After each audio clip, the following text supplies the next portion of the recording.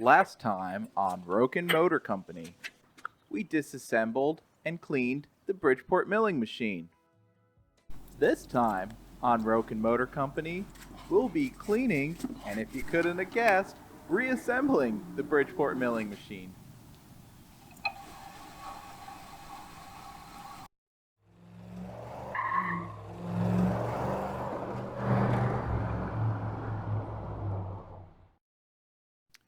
I've learned over the years that there are two kinds of machinists. There are machinists who make money, and, well, there are machinists who spend all of their time cleaning. To date, I haven't made a penny, but at least I've got a couple of shiny machines to look at. Cleaning the saddle and table went more or less how you'd expect it to go. There was a lot of chips, a lot of dried on oil and crud, and it was stinky, dirty, and not overly exciting to really get done. Thankfully, I found that this nondescript elevator cleaner that my dad had gave me a while back seems to work pretty well for this sort of a thing. As best as I can tell, it's a mix of acetone and some type of corrosion inhibitor, and if you breathe it in for a while, well, you might just meet Alice in Wonderland, but you know what? It does get the job done. When I received this milling machine, the oiler was not functional. The clogged oil passageways definitely weren't helping the issue, but really, at the root of it, the cause was the worn O-rings and other seals in this Bijur oiler. Thankfully, everything is available, and the unit can be easily rebuilt. The filters come out without an issue, and the plunger comes out as well. I was even able to obtain a new tank which allows me to quickly see how much oil I have left at a glance. Really can't say the same for a lot of new tools and new machinery. I expect that a lot of the new oilers that come out these days won't be serviceable 10 years down the line, let alone 40, 50 years later.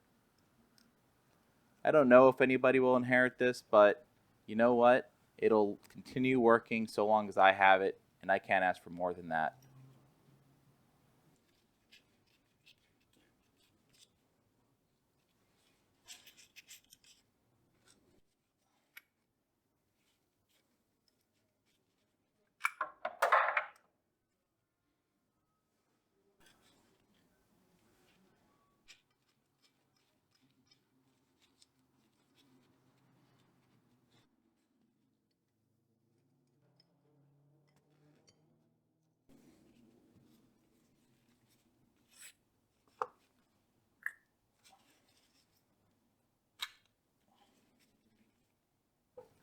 A couple of years back, I invested in this ultrasonic cleaner from eBay.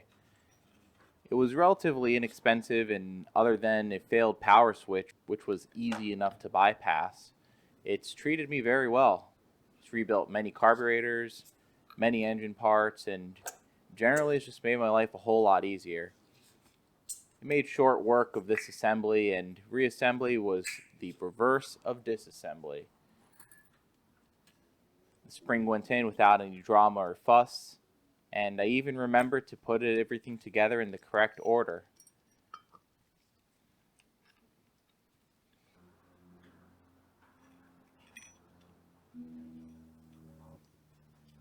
The kit seemed to have come with at least one extra screen, so I didn't include it in the rebuild.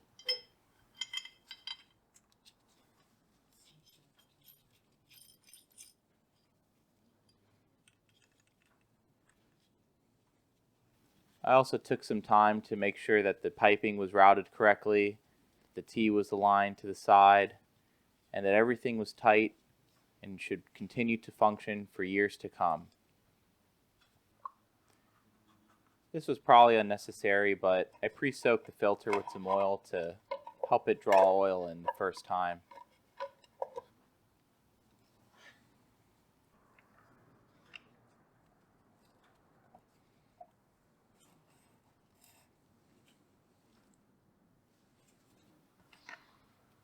I was still waiting for my 5-gallon pail of Vactra to come in, so I had to use what little I had left, and thankfully it got up high enough to reach over the pickup, and I could give this a pump and watch it work. Gotta love that noise.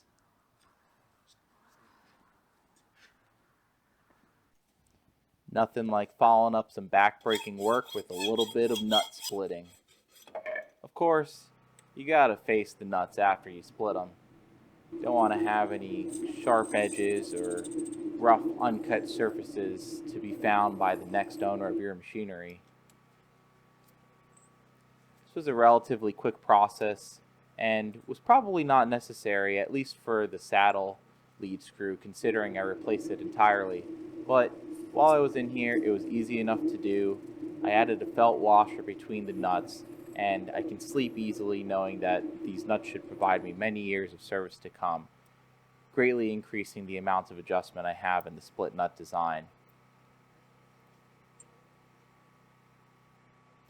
Despite all of my efforts here, there is still a great deal of wear in this Bridgeport, so my expectations aren't too high for the final performance.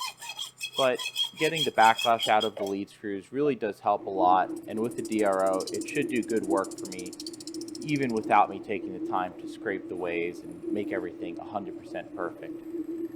As much as I would like to do that, I do have other machines to rebuild, and hopefully at some point I can get away from working on my tools and, use my tools to actually get something done.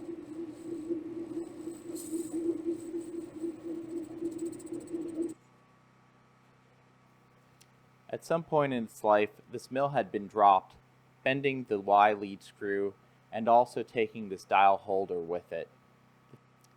The face was bent enough that it didn't operate smoothly, and the nose just really wasn't too pretty, so I decided to quickly face it on the lathe, which should at least give it a good surface to ride on. I lined it by eye, and I did throw an indicator on it, and it was within a couple thou, close enough for this.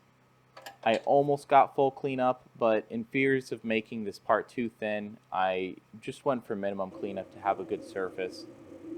I then used a file to round out the nose cone, and just like that, we've saved ourselves about $40 on a replacement part. I considered removing the knee entirely to do this part.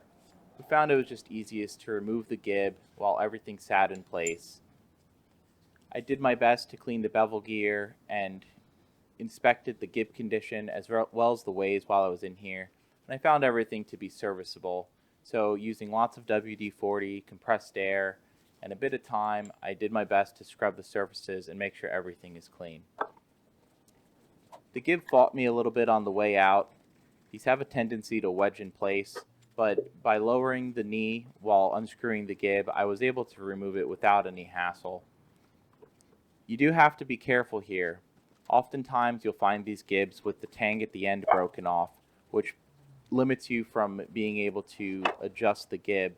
Additionally, if this occurs, the gib will get stuck in place, which was actually the issue on the saddle gib. It was broken, but I enlisted the help of a close welder friend of mine, and we TIG brazed some material back on, which I then machined to be usable once more.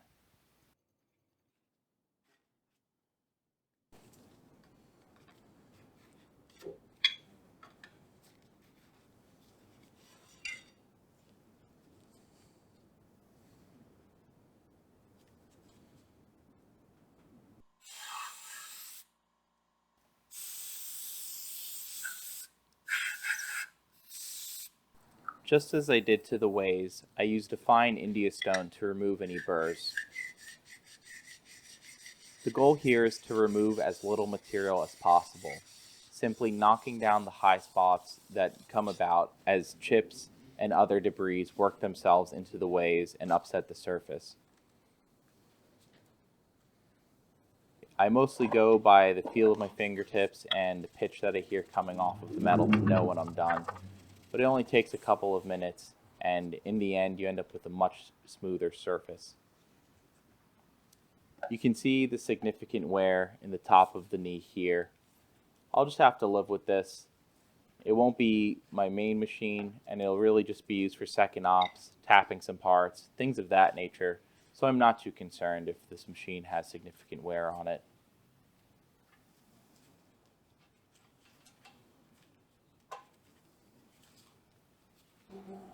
The knee gib goes back in without much hassle.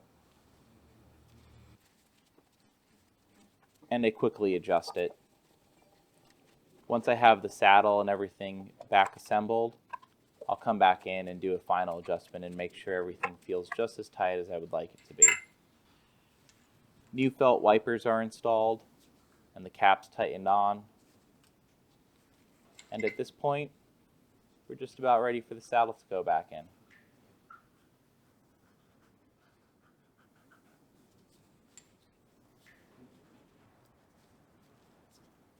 Before we install the saddle, however, the oiler needs to go back onto the knee.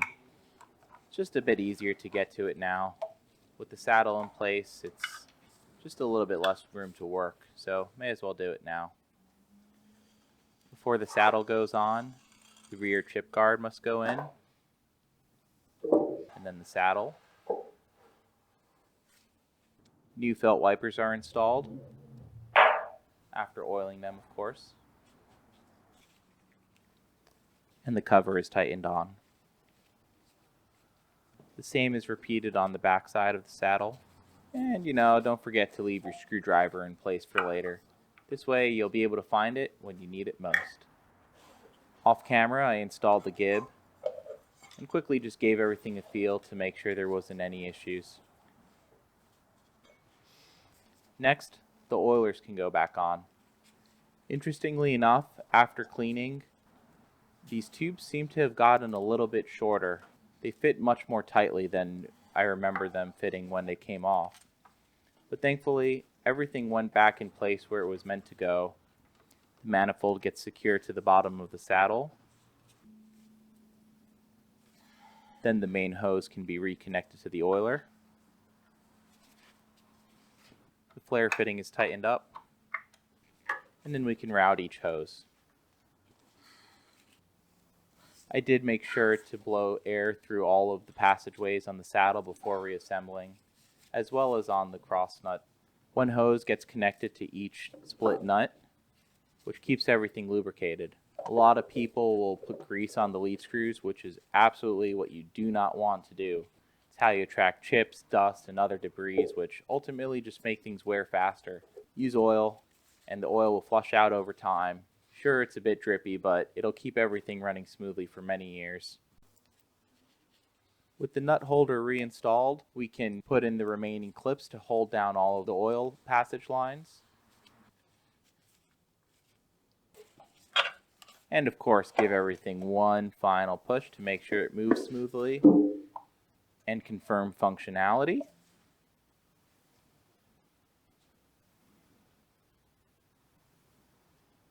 Now that's what I'm talking about.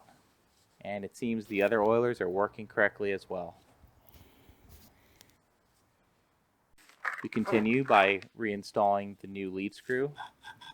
The keyway had to be deburred slightly. A little dab of oil before we reinstall. At this point I had a little bit of difficulty. I think that the split nuts weren't aligned exactly as I wanted them to be, or the felt washer might have been getting in the way, but I had to pull this apart a couple of times, and ultimately I was able to get everything to go in and screw in smoothly. It just took a little bit of fiddling back and forth and adjustment of the split nut screw. You can see here a close-up of what I'm dealing with. I've got one of the nuts in place already, and the second nut is just on the end of the shaft, and I'm doing this in order to get the keyway aligned on the split nut, and then I can continue screwing in the lead screw until it catches on the second half of the nut. And at that point I know that it's threaded correctly between the two and the adjuster screw will work correctly. The end cap then goes in. It's a bit of a snug fit. Always try to start with as little pressure as possible, just tapping on it with my fist. And then I'll step it up to a rubber mallet.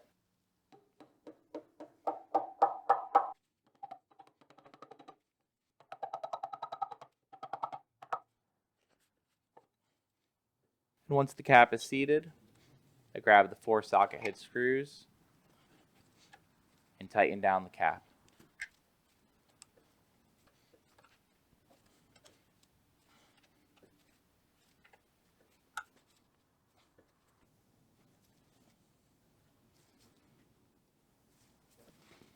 Used a pair of pliers just to get the keyway seated properly. Again, very tight fit with these new parts. The repaired dial holder and dial can now be reinstalled.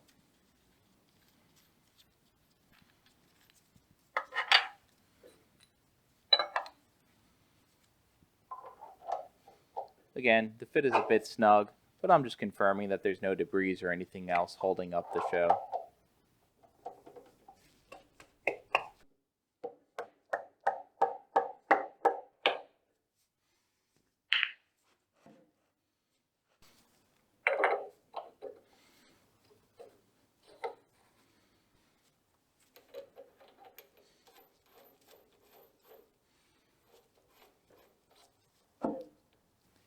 Initially, I was going to use the other dial to drive it in place, and then I thought a little bit more about this and realized, you know what, I should grab a big socket.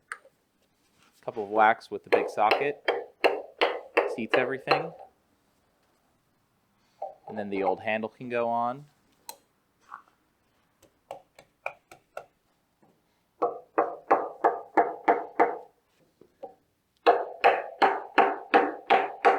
And after it's seated in place, we finish everything off with a fresh nut. At this point, I was expecting a large improvement, but I couldn't believe the amount of backlash, even without any adjustment. There simply was none. I've never really felt a new lead screw on a Bridgeport, and all I can say is that the Y-axis really lets the other two down now.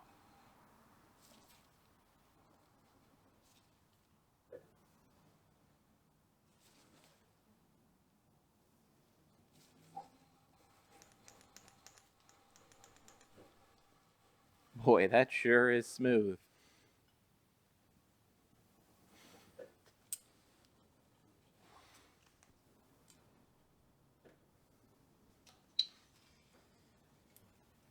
With the saddle install done, I enlisted the help of my trusty editor, and we got the table reinstalled.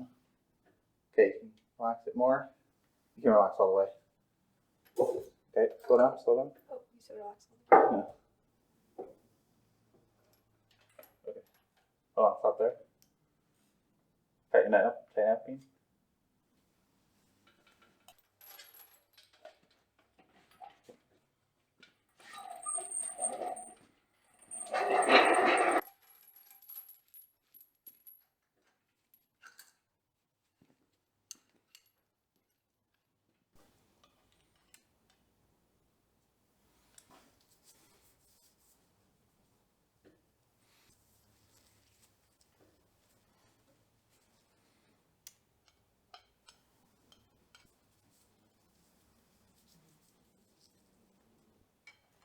After applying a light coating of oil, the table gib went in without any fuss.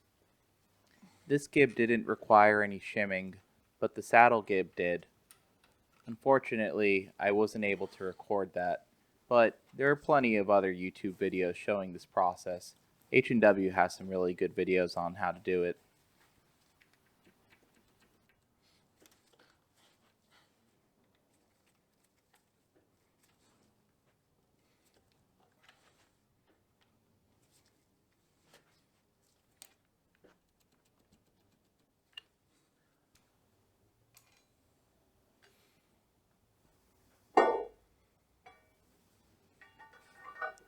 The X-axis lead screw went in without any drama and much less fuss than the Y lead screw. About halfway through reinstalling this lead screw, I realized that I could just use the handle to screw it in much more quickly than by turning it through the palms of my hands. With the lead screw in place, the caps can be reinstalled. No real trick to this, except you do have to remember that the bearing cap with two bearings goes on the left side, and the one with one bearing goes on the right. Of course, I managed to do it wrong the first time.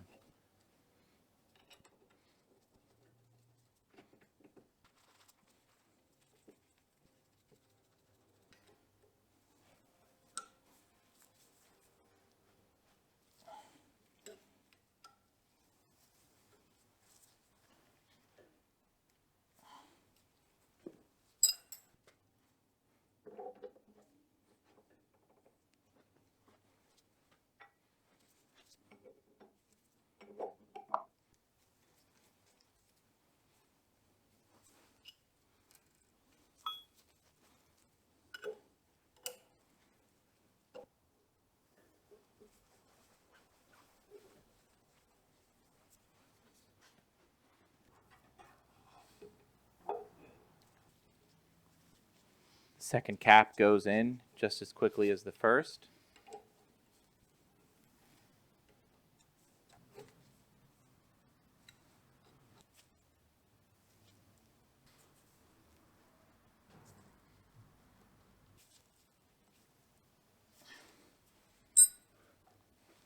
The dowel holder and dial are reinstalled.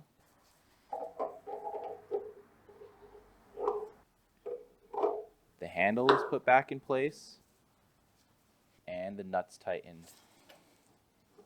And wow, I really couldn't believe how smooth this felt. Before, it was so tight that it was almost inoperable. Huge improvement.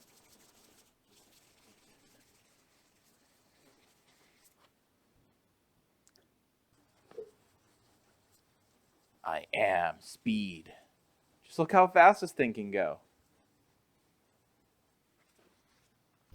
The knee feeling is very light. I'm used to this feeling much more tight on most old machines. I guess the bevel gear and lead screw just get dirty and gummed up and make this feel a lot heavier than it really is. I'm especially glad I took the time to get this dial face nice and flat. I can quickly adjust the dials with one hand, and they stay in place exactly where I place them. Anybody who's worked on an older gummed up Bridgeport knows how annoying it is when the dials don't work correctly.